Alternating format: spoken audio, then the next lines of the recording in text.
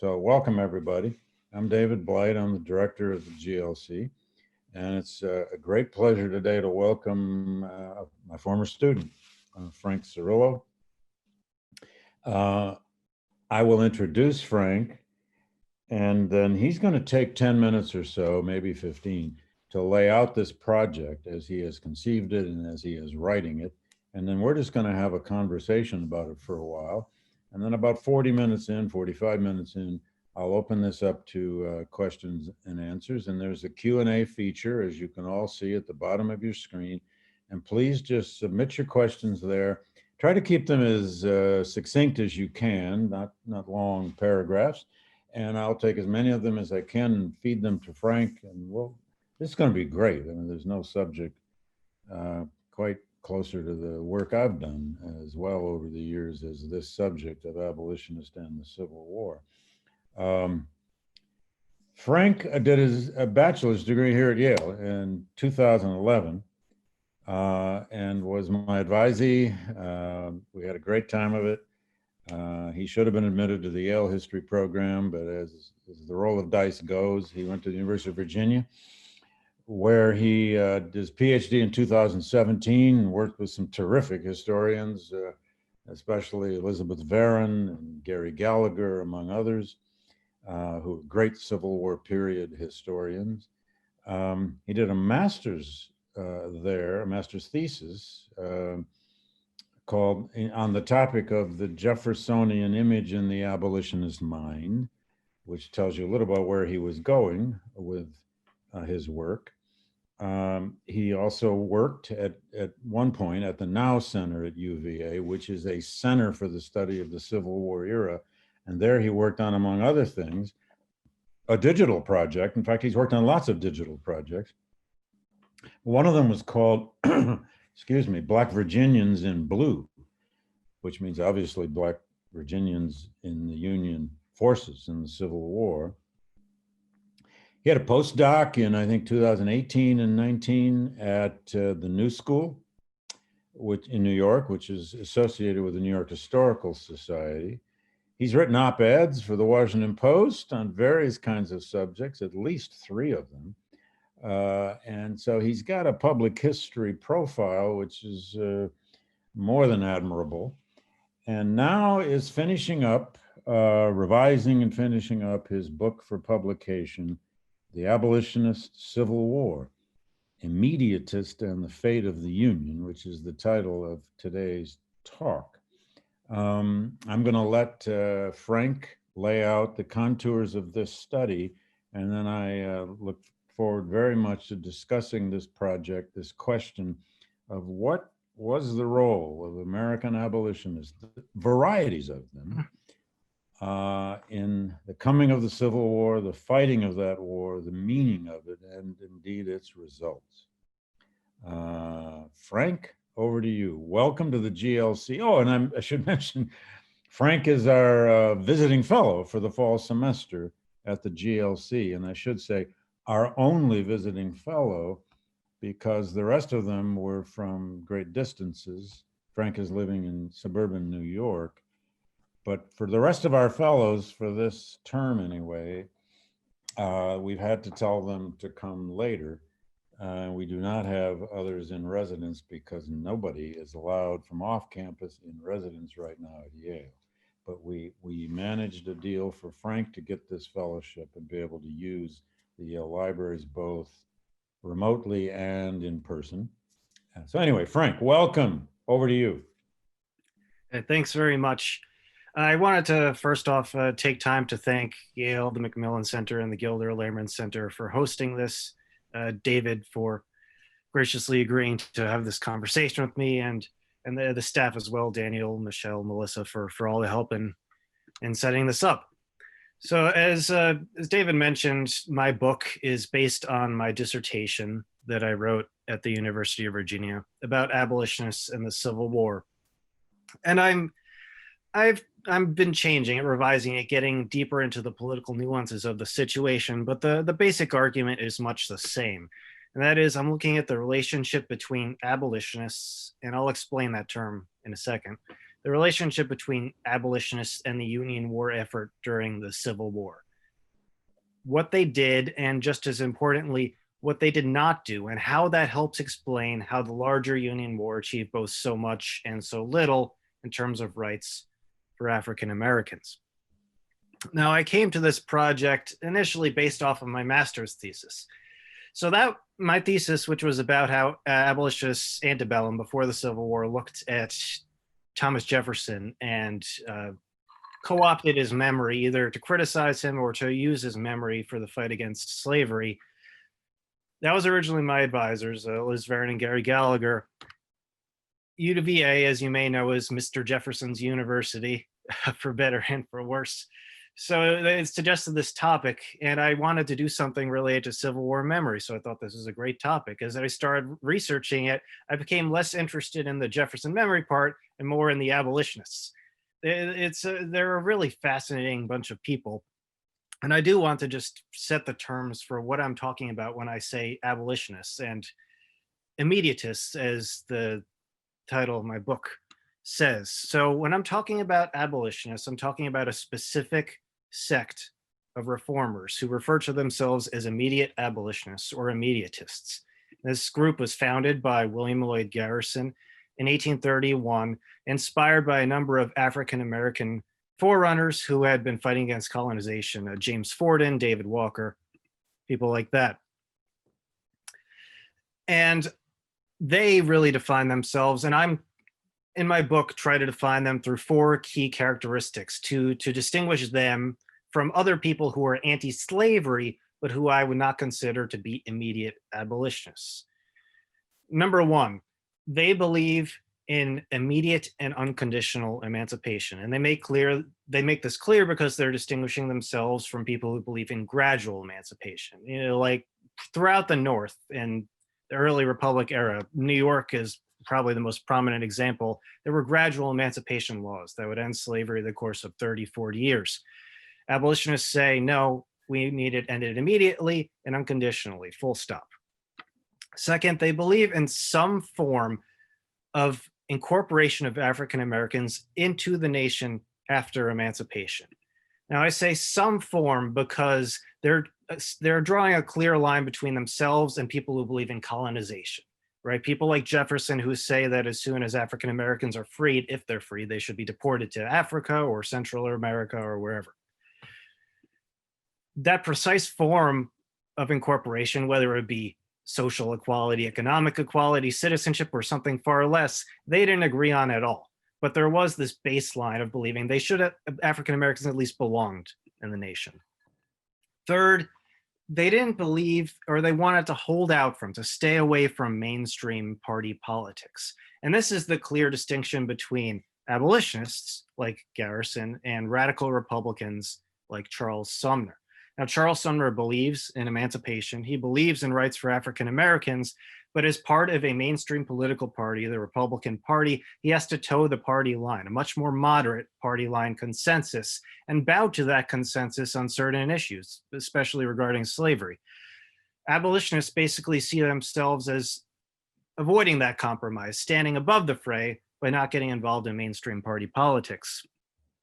And fourth, and here I'm really drawing on David's work as well as a number of other great studies put out in recent years. Graham Peck's work comes to mind as well. Abolitionists were moral nationalists, meaning that they weren't just interested in ending slavery because it was the right thing to do, but they wanted to save and redeem the United States. To them, as to all Americans pretty much at that time period, they believed in American exceptionalism, the idea that America was supposed to be a beacon of freedom and democracy, lighting the way for the rest of the world and freeing it from oppression. But for abolitionists, they viewed slavery as a stain, something that an impediment to the United States reaching its full potential and in terms of its worldwide destiny. So basically, they see themselves as trying to remove that impediment to redeem the Union and therefore let it achieve its destiny. Now, during the Civil War, most abolitionists in the United States, including the big guns, the big names that most of you have heard of, Garrison, Frederick Douglass, Wendell Phillips, Some lesser known figures as well. Especially fascinating guy is a Virginia abolitionist named Moncure Conway, and there are others, really fascinating figures. Most of them embrace the Union War at the start in April 1861. They don't do this. I'd like to make clear they don't do this because they think that the war is a war for emancipation, that Lincoln is fighting to end slavery, because he is not.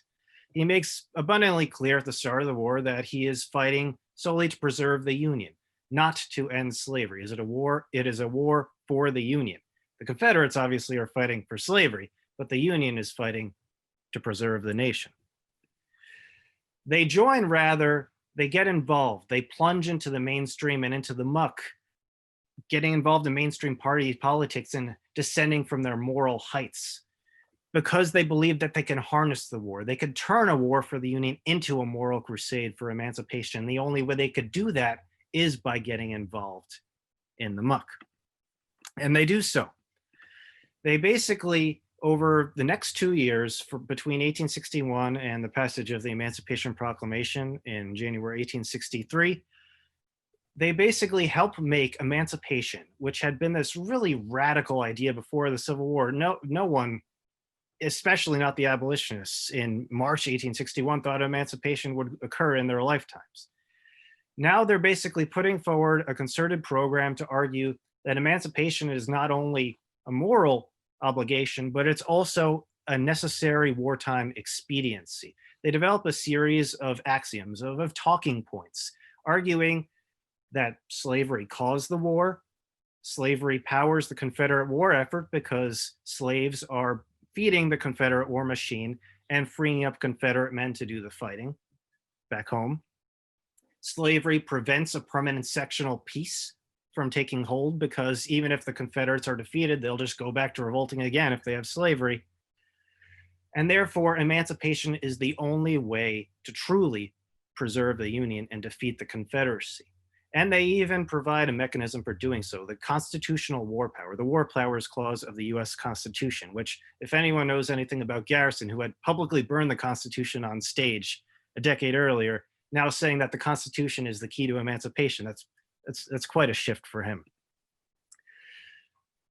So they start arguing these points, and in doing so, they really change themselves. It's a really tortuous transformation for these moral reformers becoming basically a modern political interest group, political operators, and they ally with politicians, more moderate mainstream politicians, to achieve their goals because they understand they are a very small minority in American society and politics. More influential voices can help spread and disseminate their message. So they first reach out to radical Republicans, their more natural allies like Sumner, but by mid-1862, they're allying with people who would have, and in fact did reject them before the war, people like Edward Everett and Democrat Daniel Dickinson, former foes, sworn enemies of the abolitionist cause, are now joining with them because they also recognize that it is necessary to end slavery. Not anything more than that, but to end slavery. And I argue that this process, this political process works. It builds up a public threshold of support for expedient emancipation, for emancipation as a necessity, a wartime necessity, and puts political pressure on Republicans and on the Lincoln administration.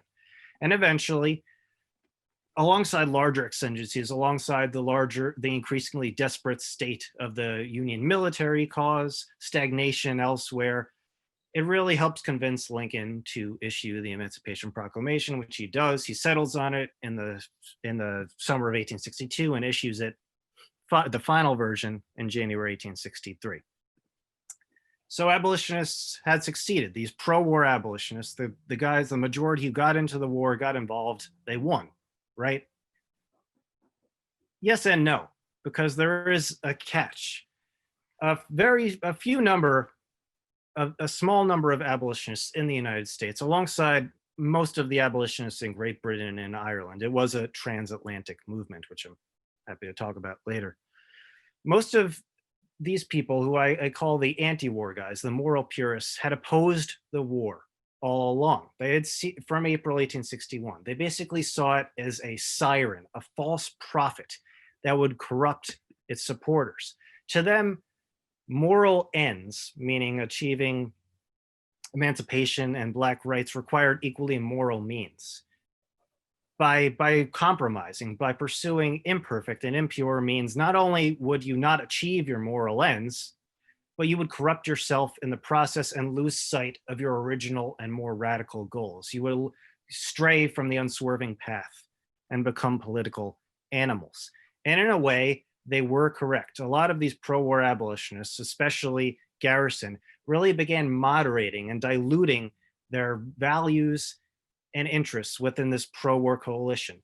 They began forsaking a lot of their original goals, like Black equality, and taking the goals of the political mainstream, just expedient emancipation, Union victory, and that's about it, as their own. By the end of the Civil War, Garrison actually retired from the abolitionist movement. He tried to disband the entire movement, failed, and therefore just retired from leading the American Anti-Slavery Society. And I argue this really helped doom the post-war Reconstruction experiment as a result, depriving African Americans of a bloc that had been their greatest ally before the war. There's really only a small and less influential remnant left, including people like Douglass, but without Garrison's pull to really help sway Reconstruction after the war. So basically, as I said earlier, what abolitionists did and what they didn't do helps explain how the war achieved both so much and so little in terms of Black rights, and helped achieve a post-war racial settlement that was far from perfect. And that, I think, really does help inform the racial moment that we are living through to this day. Wow. Well, thank you, Frank. There's so much to go to here. Can I just ask you first to give us a little background? Some folks watching this know a lot about abolitionists and the coming of the Civil War. Yeah. Some don't. Abolitionists have been dividing and fighting with each other, like all reform movements do, for a decade or two, more than that, actually. Mm-hmm. They went through, this broad they we're talking about, went through all kinds of splits and fights, ideological splits in the 1850s. Can you characterize some of that? Because in the 1850s, abolitionism is also becoming very political within political parties. Yep. Talk a bit about these schisms, because the fact that the war brings about this kind of transformation is just all the more startling when you realize how divided the movement actually was in the decade before the war. Oh, absolutely. They had some of that out for us. And the transformation with the war is not, I didn't expect it when I started getting into the sources. Right. So the abolitionist movement was divided in the 1840s and 1850s between really two main groups. There are a lot of complicated names. I'll just call them the Garrisonians and the non-Garrisonians. So the Garrisonians, as you could probably guess, were led by William Lloyd Garrison. It was a mostly white abolitionist movement. And these people believed in a couple of key things.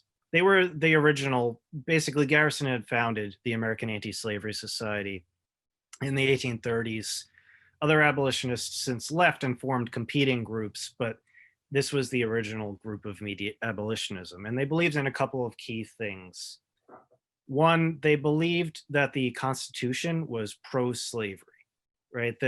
Basically, this means that the United States, the founding document of the modern American Republic, was rotten into its core, and therefore you could not achieve change through the political mainstream, through the political process. You had to be outside of it. They call themselves come-outers, which is a bit of an awkward phrase, but you have to stay outside of the mainstream and fight that way. They also believed, another name for them was moral suasionists, meaning they believed in moral persuasion more than political activism, though the lines were pretty blurry even for them. A lot of them were kind of warming to the Republicans before the Civil War as well, so that's not a clear-cut line. But perhaps the most controversial thing is they believed in disunion. Basically, they argued that the only way to end slavery was for the North to leave the Union in the name of anti-slavery. The South would be left alone without the protections of the Fugitive Slave Act. The slaves would all flee, slavery would end, and then the nation could reunite on an anti-slavery basis. Right. So these are all very, very controversial beliefs. On the other side, you have the non-Garrisonians. You could also call them political abolitionists, and this is people like Frederick Douglass, another one of my main cast of characters, George Cheever, the Tappan brothers, all these people, and they basically believed they believed that the Constitution was anti-slavery, meaning you could achieve change through the political process. But they also, like all the abolitionists, didn't want to achieve change through mainstream parties. They wanted to create their own abolitionist political parties to force change. And there were some. There was the Liberty Party in the 1840s. One of them, a guy named Gerrit Smith, tried to create his own party before the 1860 election. Right. So these are the main differences, and they believe the idea of disunion is nuts. It's crazy. Right. You can't separate the Union to end slavery. It'll just basically leave the slaves in the South at the whims of slaveholders without any checks whatsoever. Right. So they think that's nuts. Now, the thing that's so interesting is people like a lot of reform movements. This is a movement full of big egos. Mm-hmm. As David's book on Frederick Douglass talks about it at length, right? Frederick Douglass had a big personality, perhaps matched only by William Lloyd Garrison. And they had once been a kind of mentor-mentee relationship after Frederick Douglass first came north after fleeing slavery in Maryland. But basically, Douglass eventually bridled at Garrison's control of the relationship and struck out on his own, rejected Garrison's views, and they became mortal enemies and really, really hated each other. And that does carry into the war, but they're both on the pro-war abolitionist side. And it's really fascinating how these factional differences before the war, they recognize that they still exist, but they try to put them aside in recognition of the greater good, in recognition of what's before them, of needing to achieve emancipation. So they don't totally let go of their tensions. At one point, Douglass comes to one of the Garrisonian meetings, and Douglass and Garrison starts grumbling, "What's he doing here? I don't want this guy here." And he actually writes to his wife, Garrison, and says, "I don't fully trust him, but we need to work together now. This is what we need to do." So it really is fascinating how all these old disagreements, they try to put them aside in recognition of the political realities of the moment. And there's a very old, very principled strain among many abolitionists, especially Garrisonians, of pacifism. Yeah, right? They called it non-resistance, and that too collides here. I mean, Fort Sumter seems to have converted a lot of former pacifists to be pro-war. It's remarkable how much that happened. Garrison is the most conspicuous example, but he's hardly alone. Wendell Phillips.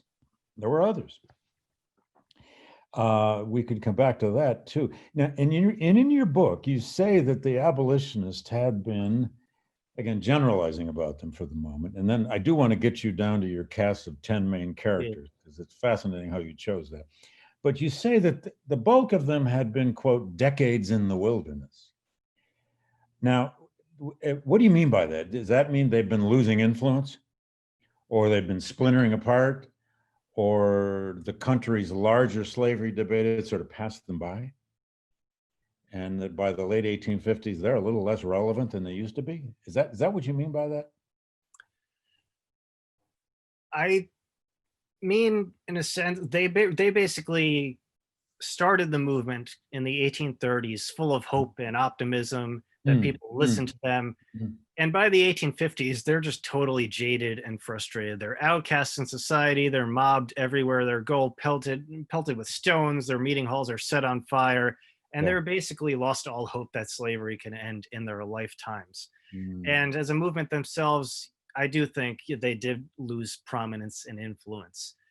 The importance of abolitionism, as historians have laid out before the Civil War, wasn't so much what it was doing as the groundwork, the groundwork it was laying for more moderate movements to take its place. Cory Brooks's wonderful book talks at length about how you may have heard of the idea of the slave power, right? This idea that there's this evil monolithic slave power that's trying to take over the North. Abolitionists created that idea. The Liberty Party created that idea in the 1840s. And they convinced the country that it Right. existed. They convinced a lot of the North of Right. that idea. Yeah. Exactly. So by creating these ideas, basically by putting them out into the mainstream, they allowed more moderate parties like the Free Soil Party and the Republicans to take on that ground and seem less controversial. So they did really, I think, prepare incremental and advance incremental anti-slavery sentiment before the Civil War. I don't think the Civil War would have been possible without them. But their really direct influence and change came with the Civil War itself, because they really, when secession happened, when South Carolina seceded in December 1860 and started the secession movement, abolitionists were on the sidelines. They had no idea what was going to happen. They assumed Lincoln would just compromise to bring the South back into the Union. And they were just standing there helpless. And then all of a sudden, after Fort Sumter, they're thrust into the center of the conversation. They think, oh my God, this is the moment we've been waiting for. We can now affect the change that we've been seeking for decades. And their frustration, it just evaporates in a second. Decades of frustration in the wilderness. And they go from being these outcasts to celebrities. They're invited to lecture in Washington. Garrison is invited to the re-raising of the American flag over Fort Sumter in 1865. So it really is a remarkable turnaround in terms of how they become these prominent figures throughout the Union after these decades. In fact, they were condemned and attacked as the radicals who caused all this trouble during the secession crisis. You know, they were blamed in so many ways, not without some reasons. But you're right. War, focus, as people have always said, war tends to focus the human attention, to say the least. Now, I love your use of the phrase, it's an old phrase, but I'd like you to flesh it out a bit. You say that the abolitionists then, when the war comes, are going to have an inner civil war. Yeah. An inner war with themselves. What do they do with principle versus the practicalities now of war? How do they blend principle and practice? How do they blend old forms of pacifism with new pro-war advocacy, this inner civil war? That's the title of a famous, actually 60s book by George Frederickson called The Inner Civil War, which was a study of New England abolitionists and the meaning of the war. And Frank and I have talked about this before. When I was in graduate school, I wanted to write the Black Inner Civil War. I was going to take all the Black abolitionists and Black leaders, and I started it that way, to be honest, and that landed me on Douglass. And I basically did Douglass's Inner Civil War, if you want, the struggle in their own minds. Talk about that a bit, because this is really a transformation for some of these people, and not to be in favor of emancipation, but to advocate such bloodletting to destroy slavery was a collision of impulses that they'd lived, and many of these people had basically spent their whole adult lives in this movement. Right. What is their inner civil war? Right. So when I talk about an inner civil war, it's on two levels. It's within themselves, but also a civil war within the abolitionist movement, which I won't focus so much on right now, but just to say, when people like Garrison do abandon non-resistance and do abandon pacifism to enter the war effort, to support the Union war, these anti-war people, these moral purists, the most prominent of them are a married couple named Stephen and Abby Kelly Foster.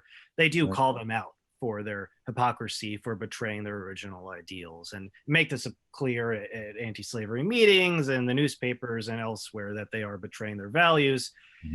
People like Garrison, on the other hand, they say, well, I mean, if non-resistance at this point means letting the Confederate go free, then I guess I'm not non-resistant anymore, but I don't think that's really what it means. Yeah. So within themselves, for decades, basically, as I mentioned earlier, they had seen themselves as these upright, untainted reformers standing on these moral heights, right, unsullied by politics. And now they have to delve into the muck. And that is a really, really hard thing to do. Yeah. Yeah. My first chapter, I start out talking about Wendell Phillips. So basically, in March 1861, before Fort Sumter, he gives a speech basically promoting disunion.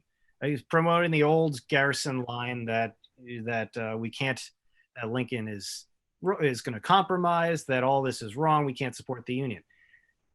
A week after Fort Sumter, he basically is scheduled to give a speech at the Boston Music Hall, and he decides he's going to come out in favor of the Union War, and he's going back and forth about this endlessly.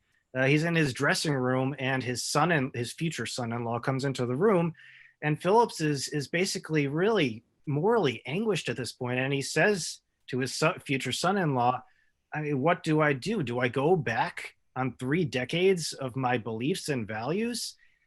And the guy, George Smalley, replies, well, if you don't, then you're going to be irrelevant, and the Union, and there's going to be emancipation. Yeah. So You may already be irrelevant, right. Papa, if you don't act. Yeah. Yeah. So they have to, and it's really, really tortuous. They have to try and achieve this balance between maintaining their moral principles while pursuing political tactics. And some of the ways they do this is they start, people like Garrison, Phillips, they start having this weird dichotomy of a sort where they, in private, they attack Lincoln nonstop and talk about how disgusting Lincoln is and how he's not anti-slavery enough and how the Union War is not perfect enough. But in public, they say something totally different and say, oh, Lincoln's great. He's the greatest president ever. The Union War is awesome. Let's all embrace it. So they're just saying these totally different things. And as people like Garrison start losing sight of their more radical values, they lose sight of that inner core, the moral core, that inner guilt, and start saying the same things in public and private. It's as though history had suddenly opened a giant door, and they had to decide: you're going to walk through this or not. And you might be making some strange bedfellows now, but you're going to walk through this or not. And it's an unknown door. It's a violent door. Nobody, the fog of war is about to take over. Nobody knows how long this war will take. Nobody knows how horrible it will become. Yeah, I like that term, inner civil war, because frankly, every American had an inner civil war of some kind, however you want to. Yeah, and you talk about now how the abolitionists, by and large, and they're individuals too. They're different people among this group, undergo reinvention in the face of these terrible events. Now, I would like you to say a word here, more than a word, about the choices you made. You actually decided on 10 primary, you call them your cast of characters. Now, that probably was a strategic decision. You can't just talk about the whole swath of all abolitionists without focusing somehow. So you chose 10 people, and you've done it in part, I think, for representative reasons, but you've got some fascinating figures here, some of whom are famous. We've got Garrison, we've got Wendell Phillips, and Frederick Douglass. The rest of them are frankly not very well known, but they are key players in the abolition movement, and many of them go right back to the 30s and 40s. Let me ask you about the women you chose first, and then come back maybe to somebody like Moncure Conway, who is a fascinating character. The women you chose are Charlotte Forten, Lydia Maria Child, and Abby Kelly Foster. Talk about them a bit. Why them? There are plenty of other women abolitionists, but these are 3 very distinctive women abolitionists who are there at the war, at wartime, and have a big role to play. Yes. So I was trying to get a representative sample from across the movement, with the exception of Moncure Conway, who I'll get to. He wasn't so much representative, just a really weird guy, but he's so fascinated. He's an outlier. He's a fascinating outlier. Yeah. And by the way, the abolition movement had more than its share of really quirky people. So go ahead. So Charlotte Forten, I chose because she really gets at the interplay between race, class, and gender. and Civil War abolitionism. I mentioned James Forden earlier as one of the inspirations for immediate abolitionism. She's James Forden's granddaughter. She grows up in an elite Black family in Philadelphia. And during the war, after the Union occupies the Sea Islands in South Carolina, she goes south as an educator to educate former slaves there. And it's really, it's fascinating how she comes there with these Northern elitist views towards these former slaves, but as she encounters some of the similar oppressions from her white counterparts that they face, she really comes to have more sympathy with them and develop a much more expansive and empathetic viewpoint towards rights for these former slaves. Yeah. So I do think it's a really fascinating interplay with her. Lydia Maria Child I chose because no abolitionist really gets at suffering and anguish over the human cost of the Civil War as she does. I mean, it really is, you could see the agony and the pain in every dripping off her pen as she writes her letters. A lot of her close friends, including Sarah Shaw, the mother of Robert Gould Shaw, are sending children into the war. And she recognizes, on the one hand, it's terrible. I want my friends' children to come back. What the human cost of the war, the blood and treasure that it will cost is horrific. But at the same time, that's yet a different kind of inner civil war, isn't it? Yes. Oh, it absolutely is. Yeah. And it's heightened because during the first 2 years of the war, right, in effect, abolitionists don't want the Union to win yet. If the Union wins, no, they want a long war. Right. If the Union wins immediately before emancipation becomes a Union war aim, then the Confederates come back with slavery intact. Yeah. So she's basically anguished at all these losses, yet at the same time hoping that the Union keeps losing and that the war is prolonged. And it's really, you could tell her moral torment over this. And Abby Kelly Foster I chose because she really is the leader of this moral purist, this anti-war faction. Her husband there too, as well as another guy named Parker Pillsbury and a lot of British abolitionists, but she really is the hard line, the most hard line of all of them, and holding strong and saying moral means cannot achieve moral ends. We cannot support the war. We cannot support Abraham Lincoln. Even after emancipation, we have to recognize that the Union War maybe isn't totally meaningless, but Lincoln is still a problem. He is not going to bring about Black equality, and we have to oppose him at all costs. And she was a pacifist purist in some ways, no? Yeah, she was, born Quaker, and she was a non-resistant, and she was the main person to call out Garrison for betraying non-resistance. Yeah, and she had originally been a staunch Garrisonian. Oh, she started back in the 40s. She was the number one draw as a woman on the abolitionist circuit back in fact, Douglass started his career kind of as second fiddle to Abby Kelly out on the circuit way back in the 1840s. She and her husband and Pillsbury were kind of the main foot soldiers of the movement, which is also another division between the foot soldiers who are disgruntled with the leaders like Garrison and Phillips are doing. Yeah. And the Fosters, well, she marries Stephen Foster, and they were on the circuit all the time until later. I guess Abby Kelly sort of retired from the speaking circuit, but she'd been around this movement for 20 some years, and so there are different kinds of radicalism here, aren't there? There's Charlotte Fortin's radicalism of stepping out as an activist, and trying to make a career down among the freedmen. You got very different and they're all women, frankly, trying to make careers where women were hardly ever allowed to have careers. And that alone is quite a story here. And the war transforms a lot of these women, these intellectual women who collide with it. Talk a bit about this guy, Moncure Conway. He's a Virginian. He's a former slaveholder, actually. He is. There were other former slaveholders who actually become abolitionists, not too many, but he's one of the most remarkable. And you use him, and he does some interesting things during the war, including going to Britain and trying to speak for the country and all that. But go ahead. Very, very strange man.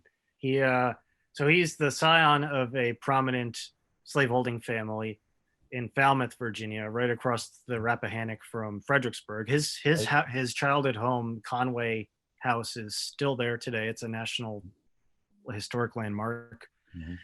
And he grows up as an ardent fire eater, a pro-secessionist, and he leads as a young man, I guess the high schooler, he leads a secession club, and they invite people like James Mason, the Virginia senator, Yeah. to speak for them, and Mason will factor into his later life. But then Conway goes to college up north, Dickinson in Pennsylvania, and like college Right. students do, he is exposed to new viewpoints and totally changes his mind Right. and rejects everything his parents and his family believed in and becomes a radical abolitionist and moves up north. Basically, he doesn't He cut didn't ties. just moderate, he went from one extreme to the Oh yeah, other totally. there was no stopping in the middle. He just becomes best friends with like Ralph Waldo Emerson and all these northern intellectuals. He becomes a big religious thinker as well, as especially after the war. Mm-hmm. But during the war, he becomes one of these big pro-war guys. He writes a lot of important books. The Rejected Stone is one of them that makes its way to Lincoln through his political allies. So he works with Charles Sumner to get the book edited and published, and then Sumner brings it to Abraham Lincoln and distributes it elsewhere. So again, they're using the political allies to increase their sway. But yeah, so he's a big time celebrity. He goes from pretty much nothing before the Civil War to by 1862, 1863, a big celebrity. He's one of the people invited to speak before Congress in Washington in 1862, meets Lincoln a couple of times. And in 1863, he basically takes it upon himself to be the self-proclaimed abolitionist ambassador to Great Britain, where basically this guy, James Mason, his old acquaintance, has self-proclaimed ambassador to Britain. That's important to know. Self-proclaimed. Yes. There is a bit of a gray area, and that abolitionists, other like Garrison, Phillips, these guys do raise funds for him, write letters of introduction for him, but they see it more as he wants to go do his thing and we'll help him out, rather than you are representing our entire abolitionist movement. Yeah. In the meantime, while emancipation has diluted the threat of British recognition of the Confederacy, James Mason is now the Confederate envoy to Britain, and he's trying to get them to intervene on behalf of the Confederacy. And basically, Conway sees it as his duty to prevent that. So he goes over there in the mid-1863, and within a couple of weeks, basically creates the biggest scandal in American abolitionism during the war, where he writes a letter to James Mason, where he says, dear ambassador, dear Mr. Mason, if you, on behalf of the Confederacy, agree to end slavery, then I, on behalf of the entire American abolitionist movement, and speaking on behalf of the entire American abolitionist movement, will support Confederate independence. Now, he did not actually believe this. He was trying to trick Mason to get him to say, of course I will never end slavery, you silly abolitionist. And then he would publicize it and embarrass him, and then the British would expel him or whatever. But Mason wasn't an idiot, and he saw through this in a second and just published Conway's letter in all the newspapers, and it became this huge scandal. All the abolitionists at home, including Garrison, just totally disowned Conway and rejected him. And he basically becomes a persona non grata in the American abolitionist movement, to the extent that he basically lives in exile in London for the rest of his life. Yeah. He does make short trips back to the United States, but he spends the rest of his life in London. He founds an ethical society called Conway Hall, which is still there. Got a nice little archive dedicated to him. But yeah, he's a really fascinating figure who just, I see it as kind of, he flew too close to the sun. He had gained all this celebrity and this influence. He basically believed a little too much in his own powers of persuasion, which were not. I can see why you couldn't resist putting him in your cast of characters. Well, partly because he became so influential initially and then fades away, which is true of many abolitionists, actually. Let me ask you one more kind of hard question, and then we'll turn this over to some Q&A from the audience. But, we often are asking this question, and you ask it in this book. What did the abolitionists actually win? You talk at times that, some of them became genuine emancipationists. Some were expedient emancipationists. That's your term, advocating expedient emancipation. Large swaths of these people are white. There are other Black abolitionists, of course, other than Douglass and Charlotte Fortin and so on. Here were a bunch of a bunch of white reformers who can't quite figure out how radical they want to be is a familiar story in our society. And sometimes the white radical doesn't come across so well these days. Sometimes they wanted, you say, to redeem America, redeem the country. And they believed, by and large, in this idea of exceptionalism, that it was redeemable. It had to be crushed and remade, but it was redeemable. How do you explain that even to students today? What did these abolitionists actually win? Was it just a Pyrrhic victory? Were they in the vanguard? Did they make emancipation truly possible? Or is it impossible to generalize? Does it depend on who we're talking about? How do you get at that? It certainly is difficult to generalize. I do see abolitionists, and this is one of the main arguments of my book, I do see them as key to bringing about emancipation. I do think that by getting involved in the war, by intervening, by really entering power politics, interest group politics, political pressure tactics, they really do change the conversation and really pave the way for these more moderate people whom they're allied with to take up the idea of immediate expedient emancipation and then to pressure Lincoln successfully into doing so. So I do think that they helped bring this about. But I don't know if I would call it Pyrrhic so much as their intervention comes with a serious moral consequence, a moral cost, and that they do lose a lot of them. I'm not Frederick Douglass, not Wendell Phillips, but some of the leaders like Garrison do lose sight of their larger values and really abandon the fight for anything beyond emancipation. I mean, Garrison, when he created the American Anti-Slavery Society, makes abundantly clear that their fight is for immediate emancipation and for Black rights. At the same time, they're for 30 years, he had argued that. Yeah. Oh, yeah. By the end of the war, he's saying, no, I never said that we could get rights for African Americans at the same time as emancipation. We might get it at some point, but most of the job is done, which is, of course, totally contradicting what he earlier said. There was no stronger supporter of Lincoln by 1863-64 than William Lloyd Garrison. No, and it really is epitomized by his trip to Fort Sumter. Yeah. You may have seen the flyer for this talk, which is the re-raising of the flag at Fort Sumter on April 14th, 1865, after the Union recaptured the fort. Yeah. And it really is a poignant moment because you may recognize the date, April 14th, right? It's that night Lincoln is shot at Ford's Theater, but they don't know that yet, right? It's a moment of hope and promise.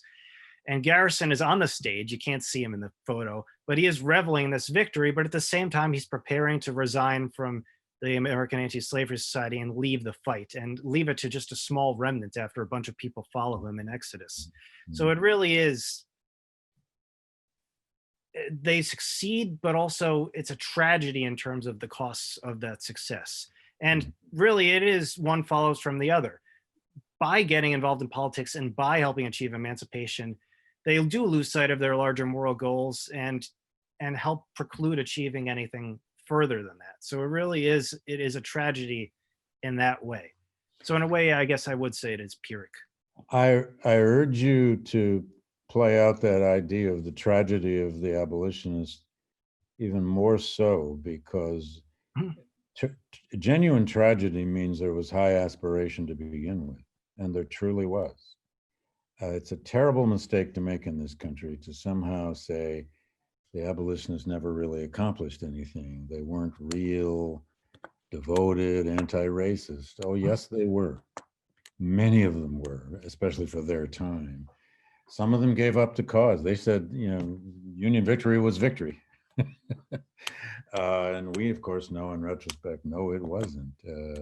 But you have that phrase in your book, the tragedy of the abolitionists, which I think is worth staying with. It's a powerful set of ideas. I got a lot more to ask, but I already have two questions here in the Q&A. I invite others to ask. I'm going to start with one here from Lois Levine. This is interesting. She says, as someone who focuses on public humanities and public history, I am keenly aware that most regular Americans today use the term abolitionist to refer to anyone or any group that was in any way anti-slavery. As you make clear, at least generally, I guess she means, as you make clear, this is completely inaccurate. How important is it for us to make the public today aware of these distinctions across different anti-slavery groups and why? I guess you've already answered that to some extent, but go ahead and try again. It is important because there were these clear distinctions. Anti-slavery is a wide-ranging spectrum. I mean, you could even characterize, ranging from the far right, you could characterize colonizationists as anti-slavery, right? They Oh, didn't yeah. like slavery. They Mm. wanted to deport African Americans after the fact, but they Mhm. didn't like slavery. To the far left, if you will, which is the abolitionists, Mhm. right? And people like Lincoln are clearly Abraham Lincoln are clearly anti-slavery, but I wouldn't characterize as an abolitionist. At the same time, you have to be careful in terms of the public conversation because you can too easily play into the hands of neo-Confederates and people who say, "Oh, Yeah. Lincoln wasn't an abolitionist. Oh, they weren't fighting to end slavery. The Confederates were right," which is totally and absolutely wrong, right? Right. There's nuance within the anti-slavery movement, and you have to A lot of understand it. that nuance. Lincoln did not like slavery. If it was up to him, he would have ended slavery, but he felt it was his obligation as the Mhm. president to enforce the Constitution and the law, the federal laws, Yeah. right? So it's important to distinguish abolitionists from other people on the anti-slavery spectrum, but also make clear that arguments that he didn't want to end slavery at all and that the war wasn't about slavery in the first place are just total, Yeah. hogwash. Yeah. Yeah. Um, Horace Williams asks, was there any abolitionist sentiment or activity within the Confederacy, especially in the Deep South? He says it sounds unlikely, given the harsh treatment given to even anti-secessionists, but I'm curious, any surviving abolitionist activity within the South? That's a complicated question because it depends on what we mean by that, isn't it? It does depend on what we mean by abolitionists. So I kind of like the way that Bill Freeling in his book South versus South goes about it. Yeah. I'm not sure I would call them abolitionists or anti-slavery, but there certainly are anti-Confederate Yeah. forces. Yeah. Oh, yeah. I mean, it wasn't a good movie, but The Free State of Jones is an example of that. Yeah. uh, Yeah. there, Eastern Tennessee is another big example of that. Mhm. Parson Brownlow, who is pretty much the typical anti-Confederate, right? These are people from largely non-slaveholding areas because they're poor, they're mountainous, not Right. because they oppose slavery, but because they're not. It's not land ripe for plantations. Mhm. Mhm. Parson Brownlow is very racist. He is certainly not in favor of black equality, but he also is opposed to the Confederacy and tries to help Union forces, though they don't really help Eastern Tennessee until the very end of the war. So was Andrew Johnson, that other Andrew famous Johnson East as well. Tennessee. Exactly. Yeah. Right. Andrew Johnson is, yeah, very much. He's the Union military governor of occupied Tennessee during the war. And Yep. abolitionists, when he becomes president in April, May 1865, some of them have hope that because he had been one of these pro-Union Southerners, that he would understand and would fight to cement emancipation and African American rights. And obviously, Yeah. he did the opposite. Yeah. Yeah. Yeah. Well, uh, there's, you know, the term abolitionist is probably not the operative term when we're talking about the divisions. And there were terrible divisions within the South in some of those regions. And some of that had to do with simply opposing secession, opposing the dire threat of secession, what it was going to do to their economy and their lives, and they were right. But sometimes it was also a kind of anti-slavery sentiment. Places like West Virginia, Right. they didn't want slavery. That Right. doesn't mean they were, pro-black rights, but they were certainly. Kentucky, what a terribly divided place that was during the war. Maryland, same, depending on which side of the Chesapeake you were on. Okay, next But I should question is, specify that we're talking about go ahead. white Southerners here. Obviously, African Americans voted with their feet and for Exactly. on the ground. Who are 4 million members of the Southern population. Mhm. Indeed, indeed. Jay Hoffer asks, do any of the abolitionists achieve any real prominence and or power after the war and during Reconstruction? Good question. Yeah, some. Go ahead. Some of them. I mean, Garrison's still around, but not so much as an activist as so much as going on a worldwide tour of patting himself on the back and receiving congratulations. He actually does take a global victory lap before going to a worldwide anti-slavery conference in Paris in 1867, where they just basically feed him and lay laurels at his feet and all this. So he's basically happy with all that. Wendell Phillips and Frederick Douglass are two of the big activists who are still carrying on the fight. Phillips goes into a lot of strange directions. He gets involved in politics a bit, labor, temperance, but is also leading the remnant American Anti-Slavery Society until the passage of the 15th Amendment in 1870. And Douglass, I mean, he is the clarion call for not forgetting what the Civil War is about, for fighting for rights for African Americans, for making clear that emancipation was not enough. Right. For fighting the lost cause. I mean, as your race and reunion shows abundantly at length, David. It's so Blight is one of you show very well that Douglass is one of the key figures. So in terms of their actual prominence, that's what they're doing. But I do also see, this is a bit of a silver lining to the tragedy I talk about. There is a kind of ideological legacy that I talk about, or will talk about in the epilogue of my book. And that the abolitionists, and specifically what they did getting involved in politics during the war, really does inspire other movements for social change throughout the late 19th and early 20th centuries. A lot of these groups, today, even up to today. Today, Black Lives Matter. I think you could see it there. The anti-imperialist movement, the progressives, the NAACP, all of these they usually all have descendants of abolitionists in them, as well as taking direct inspiration from the abolitionists. One of the founders of the NAACP, Moorfield Story, he models his office to look exactly like Garrison's office at the Liberator, his newspaper, and has a Liberator motto plastered all over his wall. So they really are taking direct inspiration, and I do think that is a silver lining. They do inspire further change and struggle against racial injustice, even if some of them have given up the fight personally. Well, and there are many other examples. Just one other one is Albin Tourget, as you know, who was a Union War veteran from upstate New York, badly wounded, but goes on to be a very prominent writer, novelist, nonfiction writer, and then a lawyer. He's the chief lawyer in the Plessy v. Ferguson case, for Plessy, not for the government. And when the NAACP held its first gathering, the banners on the wall they had included Albin Tourget, and then Lincoln, and I think it was Garrison, wasn't it, that they put on the wall? I forget. So there's a deep abolitionist legacy. There are books on this. James McPherson wrote that book 40 years ago called The Abolitionist Legacy. Others have been writing on that now too. There's no question there are ideological links between the original movement.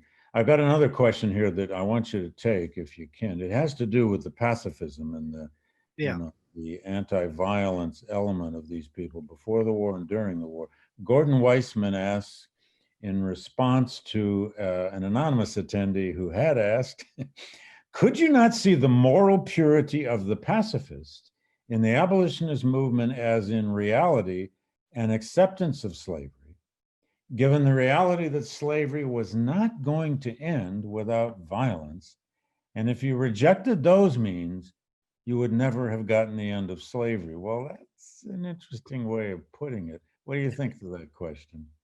I think that is certainly how the pro-war abolitionists responded to the anti-war abolitionists. I mean, they did. They basically said, okay, do you not understand reality? Do you not understand what's going on now? How God's name can you not support the Union War? I mean, this is our last best chance to end slavery. But if you asked Abby Kelly Foster or her husband, they would say, well, we don't accept the premise of that argument because violence and impure means cannot produce moral ends. Look, we are not fighting solely to just bring about expedient emancipation. We want an egalitarian, an equal union where African Americans are elevated to a level of full citizenship, social and economic equality. If you're just convincing white Northerners to end slavery in their own interest, how are they gonna? Why and how would they come to support Black equality? And the answer is they won't, right? So they're basically Yeah. saying it's not.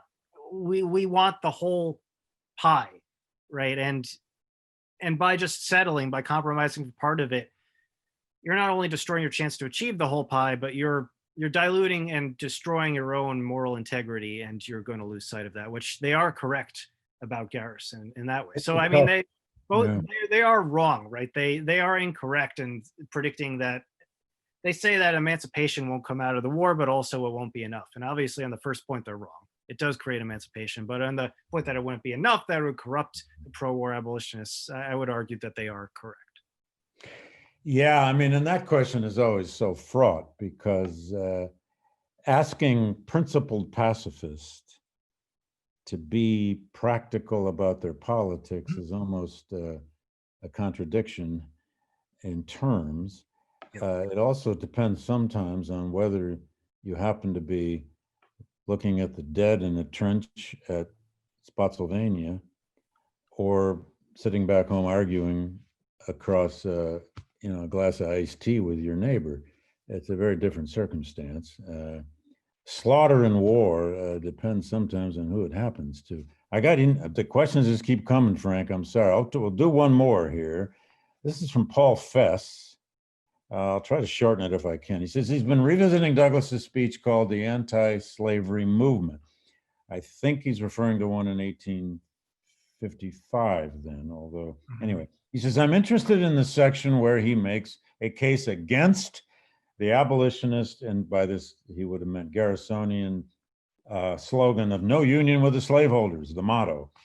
He talks about this in terms of the rights and protections that would be left to slaves after a non-constitutional solution to the crisis, implying that the Garrisonian position leaves out an adequate notion of rights and protections. How does this compare to what the abolitionists give up during the war? In other words, that no union with the slaveholders, was Garrison's motto, don't be complicitous with slavery during the war. But once the war breaks out, it has a different meaning, doesn't it? Yes. Yeah. So Reflect. it's an interesting question.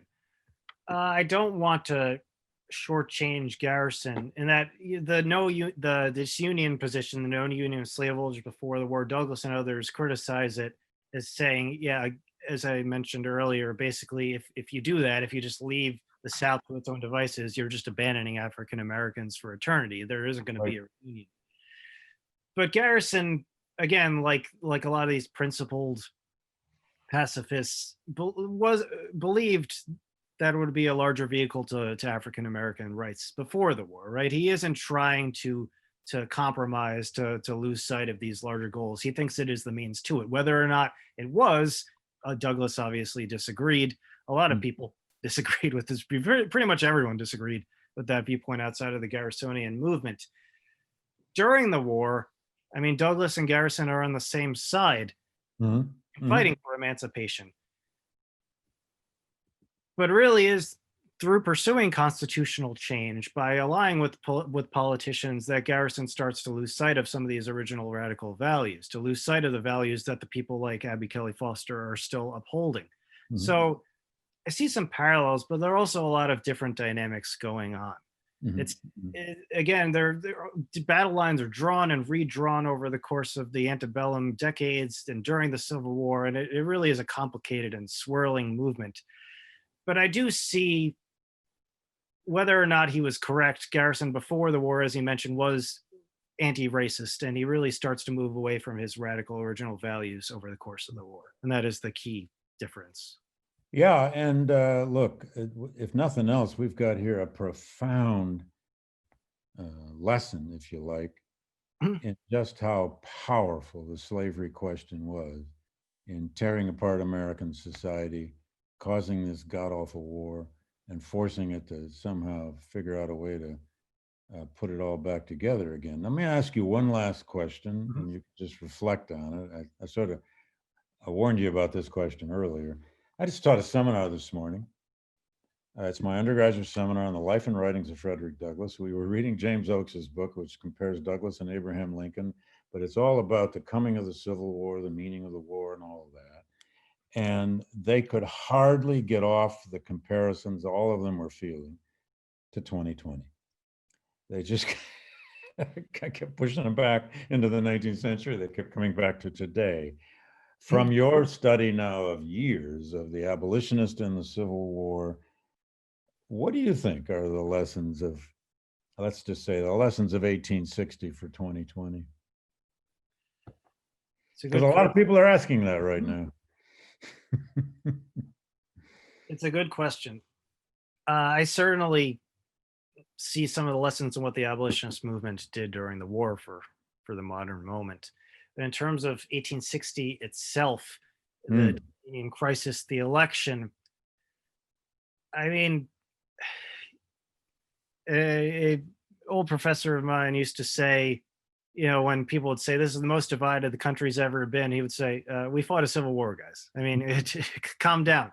But I'm not sure it's much of an exaggeration anymore to say that we are the most divided we've been since the Civil War. Yeah. I mean, there's talk of not, as we talked about earlier, there's talk on both sides of not accepting the results of the upcoming presidential election. And there's brinksmanship on both sides. And the problem is, do you compromise? Do you try to maintain the republic? Do you back down from the brink?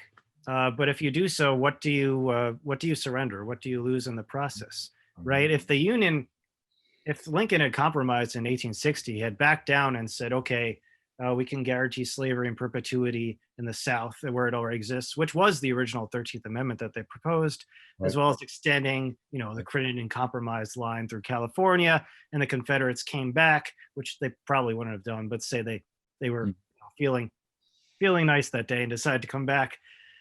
Slavery wouldn't have ended at that point. I'm of the opinion that it was an irrepressible conflict, that there would have been war at some point, but it could have happened a decade further down the line, 2 decades further down the line, 50 years down the line. We have no idea. So, but on the other hand, the start of that war cost, we estimate now, around 750,000 American lives over the course of its 4 years. So what are the... We don't want to think about that. Yeah, that's a hard question, Frank, and you answered it beautifully. You know, and we, if nothing else right now, whether it's 1860 or the war years or whatever, I mean, we're facing today the question, seems to me, of whether our institutions are working. Yes. Are they functioning, meaning Congress, meaning the government, meaning the courts, agencies, the systems of this American democracy, are they working? Yes. And the answer in 1860-61 was, no, they're not. And one side decided to bolt and try to have independence. And, you know, it's wonderful to say, you know, the Union, one and inseparable. It is. But what if it's not one? You know, it isn't. So you have, by the way, another guest is thanking you. Daniel Duncan thanks you for this talk. He says he can't wait to see your book in print. So I thought you'd want to know that. You already got an endorsement there.